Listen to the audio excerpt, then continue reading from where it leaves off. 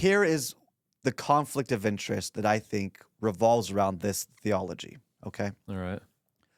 When you are a $1 trillion asset manager, I I don't know what these big companies are. I'm not going to say their name, and don't you say their names of the big ones, but we're all thinking of them. Yep. The company's managing billions and billions and billions and billions of assets, maybe even trillions. I don't know. We'll look it up, but we won't say it on the show. But at some point, they have to look for other places to put your money.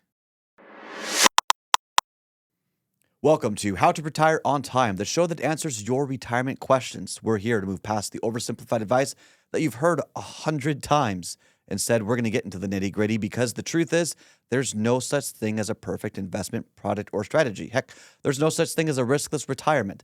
That's why it's so important to put together a retirement plan, one that's right for you, that's designed to last longer than you. That's why we do this show. Text your questions to 913-363-1234, and we'll feature them on the show. David, what do we got today? Hey, Mike, my portfolio always underperforms, even though I do exactly what I am, quote, supposed to do. Why is that? So the first question is, what does it mean to underperform? Like what's the standard? Yeah, What's what are the the benchmark? expectations, I guess? So Yeah. you've heard the expression, you can't have your cake and eat it too. Mm-hmm. You can't have all the upside potential and none of the downside. Let's use I don't know, athletics. Those are pretty easy analogies. Yeah. Okay. If you want to be an Olympic competitor, Olympic athlete, you got to sacrifice a lot. You got to work a certain way. You got to train a certain way to be able to compete with those benchmarks. Right. If you just enjoy running, then great, just enjoy running. But don't compare your running time to an Olympic athlete unless Yeah. you're willing to give everything to get those times. Yeah, for your whole life. I mean, they're a long time doing that, aren't they? Yeah. Yeah. So you have to understand what is the benchmark and why is that benchmark the benchmark? Okay, so that's the first question. And here's why I bring this up. A lot of people will say, "Well, I want to beat the S&P." I say, "Okay, are you okay with all the downside of the S&P?" They say, "No, well, that's why you're here." I said, "What do you mean?" They said, "Well, you're going to diversify a portfolio for us that's going to beat the S&P on the up years, but won't have any on the down years." I said, "Oh, how do you do that?" Mm-hmm. Right? And people get stunned by saying, "Well, aren't you the professional?" I said, "Yes, but I understand how economics work. There's a disconnect here, or some sort of unrealistic expectation." Okay, and let me use a couple of different examples. Okay, um, and I want to explain these examples first. Yes, it may be possible to beat the S&P on the up years and not have as much on the down years, but there's a risk you're taking for that to happen. It's not a guarantee that it will happen. Okay. Okay. So let me just use a couple of examples, different portfolio styles. Okay. So if you want to match the S&P 500, which I don't know why the S&P 500 is this grand, everyone should just do it. By the way, have you ever thought about like why is the S&P, why isn't the Dow Jones, Yeah, I was just gonna the say, yeah. Nasdaq, or these other the Russell 2000? Why Let's is it match always the the Russell. S&P? Everyone comes here and says, I'm basing this on the S&P 500. I don't know, there's some sort of propaganda machine doing that, but Poor Russell sits there on the sidelines. poor Russell. Yeah. But we're going to use it because it's what everyone talks about. So Okay. if you want to get the returns of the S&P 500, the good, the bad, and the ugly, you buy an index based on the S&P 500. You're not going to beat it, but you're not going to lag it. You're going to get everything it is, okay?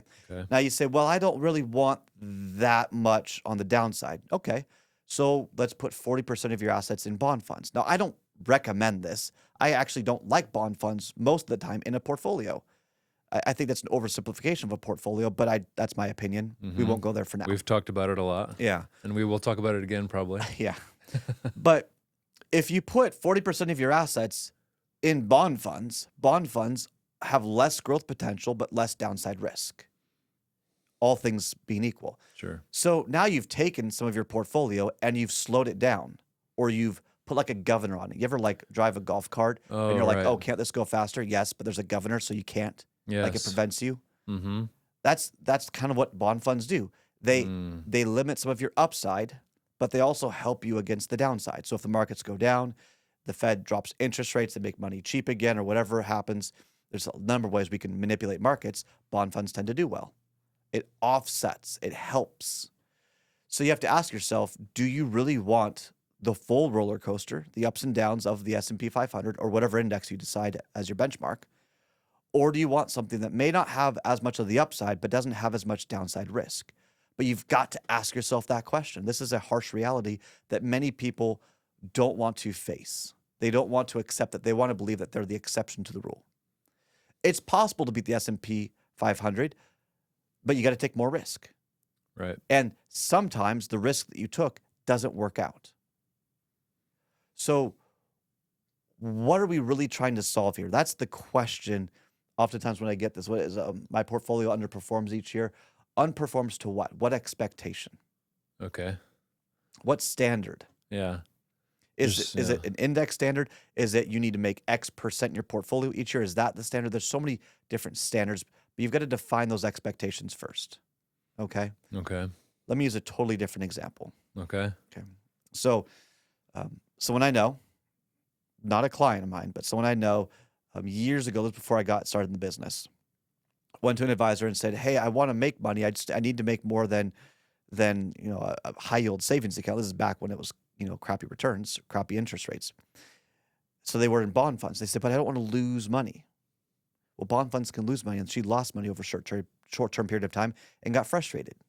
Right? She had more growth potential, but she didn't realize she had some downside risk too. It wasn't great. It wasn't a lot of risk, but you have to align expectations. First, define expectations, Mm-hmm.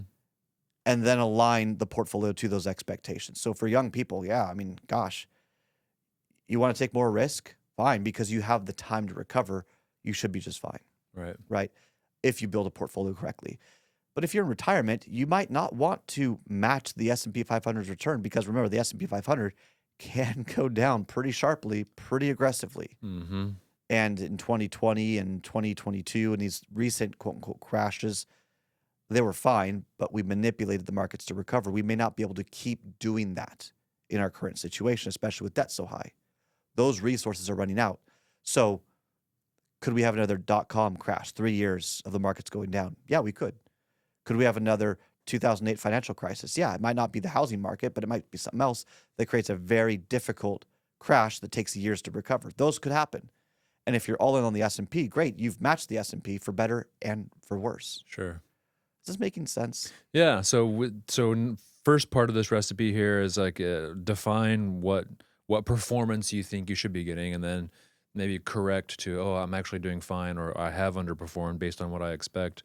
But what can we address when they say I've done what I'm quote supposed to do? What are they mentioning there? Yeah, okay. So I might get in trouble for saying this. Please, I'm trying to just define things as they are. Okay. How's that for a caveat? Yeah, we're not afraid to get in trouble on the show. Well, no, we are. Oh. We don't want to get in trouble. Oh, that's not But good. I think we're going to be okay saying this. So, and this is my opinion. So there we go. This is my opinion. Your opinion. Okay.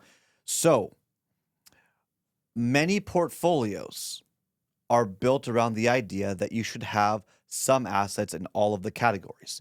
Large cap, which means big companies, small cap, smaller companies, mid cap, middle of those two categories. Okay, yeah. You've got emerging markets. So think of companies overseas. Think of you've got your bond funds, which is in the bond market, which by the way, the bond market's bigger than the stock market or the equities market. So, let's make sure we include part of that. Let's have let's have some real estate exposure over here. Let's maybe have some gold and silver. Let's have this beautifully diversified portfolio where we get a little bit of everything because in any given year, one of those categories will outperform the others. Yeah. So that seems like this very basic, bland cliche, like, Yeah. Do that and you'll be fine no matter what. So that works. You're not going to have the best of the best on the growth years, but you might not do as bad on the bad years. Okay. So that stock bond fund blend we talked earlier, that it's kind of a more expansive version of that. Okay. And that's what everyone is supposed to do. All right. Here is the conflict of interest that I think revolves around this theology. Okay. All right. When you are a $1 trillion asset manager, I don't know what these big companies are. I'm not going to say their name, and don't you say their names of the big ones, but we're all thinking of them. Yep. The companies managing billions and billions and billions and billions of assets, maybe even trillions. I don't know. We'll look it up, but we won't say it on the show. But at some point, they have to look for other places to put your money. Mm. So if your business model is, hey, we can't put everyone's money in just to a really nice American indexed fund, like the S&P 500 or the Nasdaq, for example, 100 or whatever, the Dow Jones Mm. Industrial. At some point, we're running out of room for the portfolio. Let's maybe sell people on the idea that they need to expand their diversification so we have a place to put their money. What if that were happening?